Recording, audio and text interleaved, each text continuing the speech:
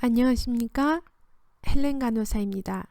오늘은 2020년에서 2021년에 걸친 가을, 겨울 독감 예방 백신에 관한 가이드라인이 나왔습니다. 여러분과 함께 간단하게 나누어 보도록 하겠습니다. 독감이란 매년 가을부터 겨울에 걸쳐 계절성이죠. 집중적으로 발생하는 호흡기 질병입니다. 이는 전 세계적인 현상이며 매년 성인의 5에서 10%, 어린이의 20에서 30%가 감염된다고 하는데요. 이 성인은 주로 65세 이상의 그 연령대가 환자가 제일 많고요. 어린이의 경우에는 5세 미만의 어린이들의 발생 빈도수가 가장 높다고 합니다. 그리고 캐나다에서는 매년 4만에서 5만 정도의 독감 환자가 발생하며 그 중에서 3,500명 정도가 사망한다고 합니다.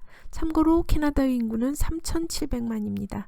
그리고 오른쪽 도표에서는 연도별 독감 환자 수를 나타낸 것이며, 이 환자 수라고 하는 것은 집에서 요양을 해서 나아버린 그런 환자들은 집계가 되지 않은 것입니다.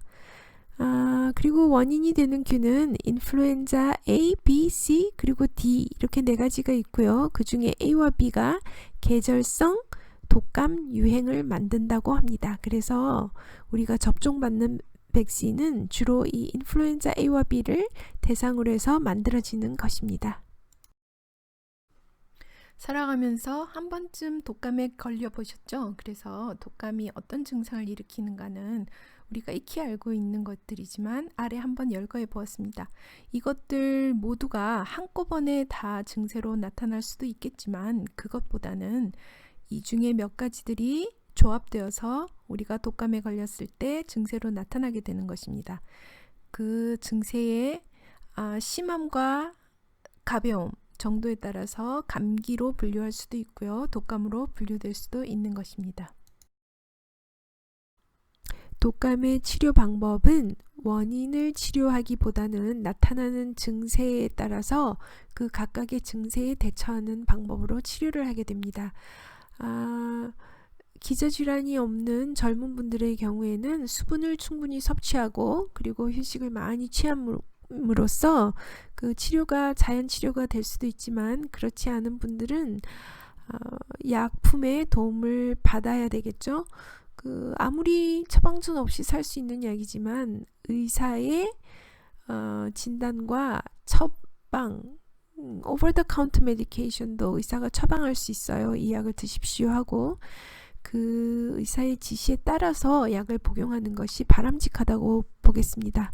그리고 나중에 다시 설명드리겠지만 고위험군이 있어요. 예를 들자면 65세 이상, 5세 미만, 그리고 이제 만성 질병이 있는 천식이라든지 만성 폐색성 폐질환이라든지 당뇨라든지 아니면은 이 심장이 안 좋다든지 하는 그런 분들, 그 다음에 임신을 하신 분들, 그 다음에 여러 가지 면역 체계를 억누르는 면역 억제제 같은 약을 복용하시는 분들, 그런 분들은 증세가 심하고 가볍고를 따지지 않고 무조건 의사의 진단을 받고 의사의 지시에 따라서 처방된 약을 복용하시기를 바랍니다.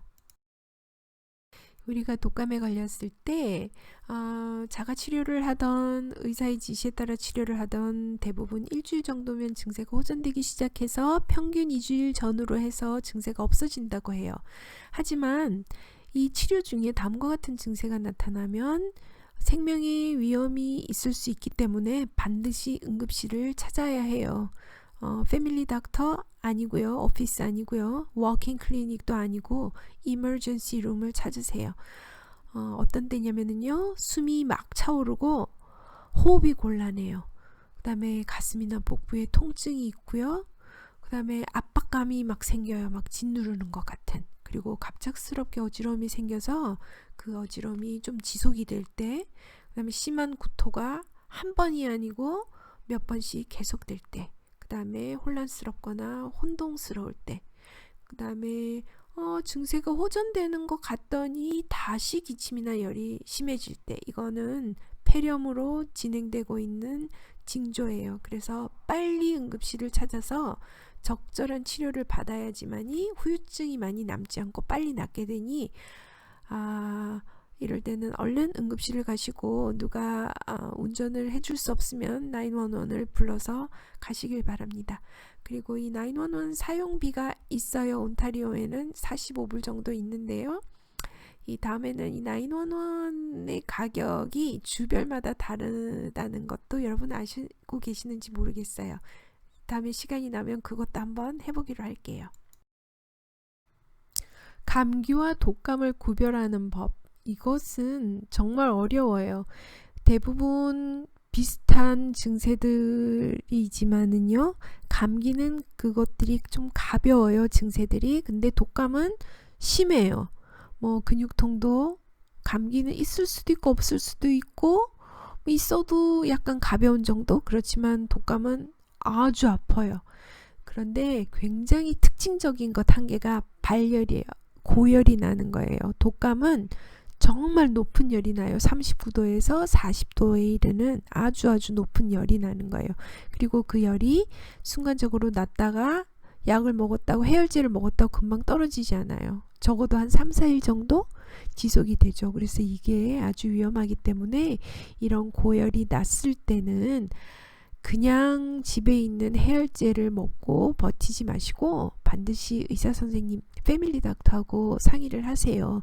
없으신 분들은 워킹 클리닉이라도 가셔서 의사 선생님의 그 진단과 처방에 의해서 오버 더 카운터 메디케이션도 이걸 드세요 하고 처방을 해 주실 수 있어요. 그래서 그런 것들을 드시고 이 증세들을 다스리시기 바랍니다.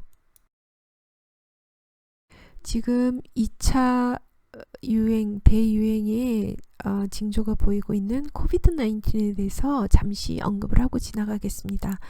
우리가 감기와 독감 두 개만을 비교했을 때 그렇게 쉽지는 않지만 그래도 고열이 나는지 안 나는지 등으로, 그리고 뭐 다른 증세들이 아주 심한지 안 한지 등으로 감기와 독감을 대략적으로 구별할 수 있었는데요. 이 코비드-19은 정말 어려워요. 감기보다도 가벼운 증세 또는 아예 무증상으로 코비드-19에 감염되어 있을 수도 있고요.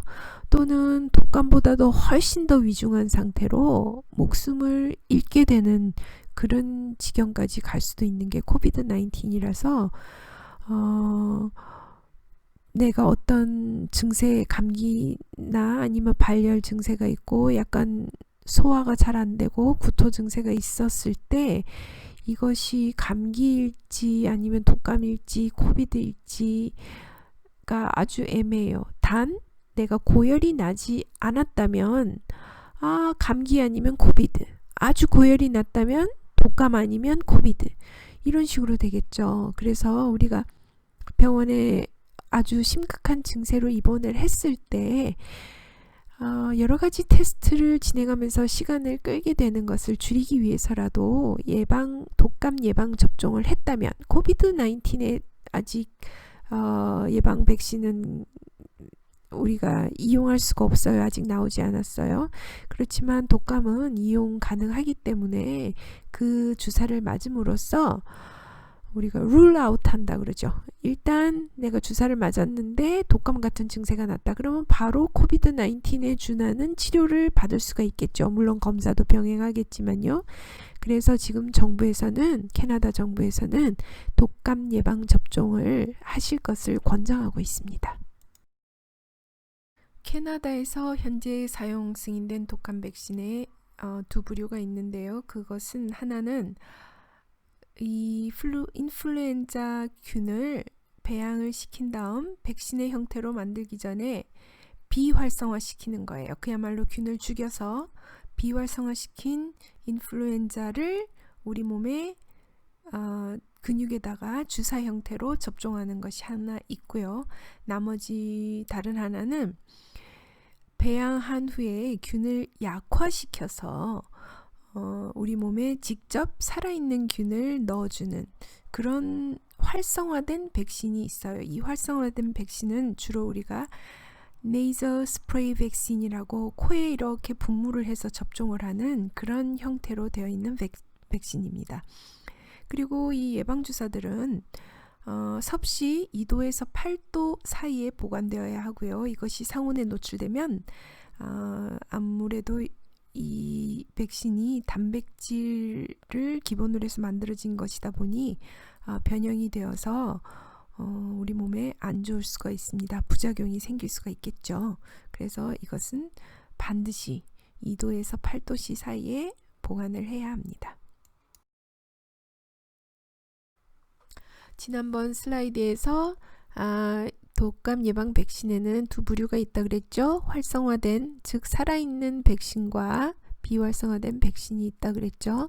그리고 또 그 이전 슬라이드에서 주로 계절성 유행 독감을 만드는 것은 인플루엔자 A와 B라고 그랬죠. 그래서 우리는 가장 효과적으로 하기 위해서 이 독감 예방 백신은 인플루엔자 A와 B를 기반으로 해서 배양을 해서 만드는 것이에요. 활성화된 것이든 비활성화된 것이든. 그래서 인플루엔자 기본적으로 A는 두 가지를 섞어요. 게다가 인플루엔자 B 종류 중에 한 가지를 더 섞은 것이 세 종류를 섞은 백신이고요. 그 다음에 인플루엔자 A의 두 가지 종류하고 인플루엔자 B의 또 두 가지 종류를 섞어서 만든 것이 네 종류가 들어있는 인플루엔자 백신이에요. 그리고 농도에 따라서 스탠더드 도즈, 하이 도즈 이런 것으로 나누기도 하고요. 그리고 현재 캐나다에서 승인된 모든 독감 백신은 계란에서 배양된 것들이에요. 미국에서는 계란이 아닌 다른 배양지에서도 배양을 한다고 해요. 그러면은 내가 계란에 알러지가 있으면 독감 예방 주사를 못 맞는 거 아니에요? 하는 질문이 있는데요. 꼭 그렇지는 않다고 해요. 그렇지만 그래도 확실하게 하기 위해서 선생님들의 패밀리 닥터하고 꼭 상의를 해서 맞으시기를 바랍니다.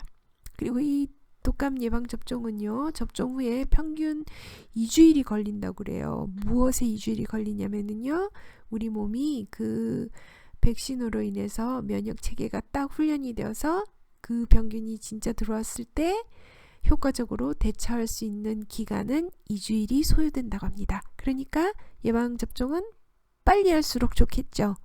그래야 우리 몸이 훈련 기간 2주일을 거치고 그 다음에 언제든 이 독감균이 들어왔을 때 물리칠 수가 있는 거예요. 물론 C나 D가 들어오면은 접종하고는 상관없는 거기 때문에 좀 걸릴 수도 있겠죠. 그러나 A와 B가 더 많이 유행하는 것이기 때문에, 그리고 그것이 계절성으로 유행시키는 독감의 원인균이기 때문에 독감 예방 접종은 매우 유효하다고 보여집니다. 캐나다 연방정부와 각 주 정부들은 올해 독감 예방 접종에 굉장히 심혈을 기울이고 있습니다. 6개월 이상 모든 사람들이 맞기를 권장하고 있죠. 그리고 이 독감 예방 접종 중에서 우리가 흔히 말하는 플루샷이라고 하는 것, 즉 비활성화된 인플루엔자 백신을 주사를 통해서 근육으로 접종하게 되는 것인데요. 이것은 살아있는 균이 아니기 때문에 굉장히 안전합니다. 심지어는 어린이나 임산부, 수유부들에게 접종하여도 안전하다고 합니다. 그리고 완전 무료예요. 거주인 및 친지 방문을 하고 있다든가 그런 분들도 오입카드가 없어도 무료로 맞을 수가 있습니다. 접종 받을 수 있는 곳은요, 패밀리 닥터를 통해서 또는 너스 프랙티셔너, 약국, 지역 공중보건소 등에서 접종이 가능하고요. 접종의 혜택으로는 뭐 가볍게 앓고 지나간다든가 전혀 앓지 않게 된다든가, 물론 사망을 줄일 수가 있겠죠. 그 다음에 이 인플루엔자는 해마다 유행하는 종류 스트레인이 다르대요. 그래서 올해 가을에 접종하는 것 같으면 올해 봄 1월에서 봄이 아니네요. 캐나다는 1월에서 3월, 늦어도 3월까지 그동안 유행했던 종류 스트레인을 수집하고 그리고 예상을 한답니다. 그래서 그 해에 플루 백신을 생산해낸다고 해요. 그래서 해마다 다르겠죠. 그래서 이 독감 예방은 해마다 접종을 해야 맞습니다. 다른 일들과 마찬가지로 예방접종에도 순서가 있습니다. 고위험군에 속하는 사람들이 먼저 접종을 하게 되는데요. 그 사람들의 접종이 끝나고 나면 그 다음에 일반 대중들에게 접종을 하는 시기가 찾아옵니다. 고위험군에 속하는 사람들은 6개월 미만의 아기, 5세 미만의 어린이들, 65세 이상의 인구, 임산부, 그리고 기저질환이 있는 사람들, 특히 폐나 심장 쪽에 이상이 있는 분들하고 당뇨병이 있는 사람들, 그리고 또 재미있는 것은 그들을 돌보는 사람들, 프라이머리 케어기버나 아니면은 의료계에 종사하는 사람들, 그 사람들도 고위험군의 사람들과 함께 먼저 예방접종을 하게 됩니다. 독감을 예방하기 위해서는 독감 예방 주사와 더불어서 평소의 생활 습관도 아주 중요한 것 같습니다. 손 씻기는 질병 예방의 아주 기본 기초인 것 같습니다. 물과 비누로도 씻고요. 그 다음에 알코올 60%의 알코올로 적어도 15초간 마를 때까지 손가락 사이, 손톱, 그 다음에 손가락의 그 윗부분, 주먹을 쥐었을 때요. 거기도 잘 문질러서 마를 때까지 비벼줍니다. 기침할 때는요. 소매등으로 가리고, 요즘은 마스크를 끼니까 좀 그래도 괜찮죠? 그래도 기침하고 난 뒤에는 마스크를 갈아서 쓰는 지혜도 필요한 것 같습니다. 얼굴을 만지지 않기. 얼굴에는 점막이 노출된 곳이 3곳이나 있어요. 점막은 어떤 병균들이 아주 잘 빠르게 흡수되는 곳이기 때문에 조심해야 됩니다. 눈, 코, 입, 점막이 나와 있는 곳입니다. 그 다음에 아프면 집에 머무르십시오.